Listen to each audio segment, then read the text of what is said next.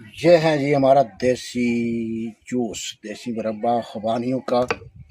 ये हमने मुरब्बा निकाला है। उसके बाद ये आलू बुखारे हैं, आलू बुखारों का मुरब्बा निकाला है। इनको हमने ग्राइंड किया है, ये देख लें। इसकी मदद से ग्राइंड करने के बाद छान लिया है, और छानने के बाद ये चीनी है, हस्बे ज़ायक़ा आप भी डाल लें।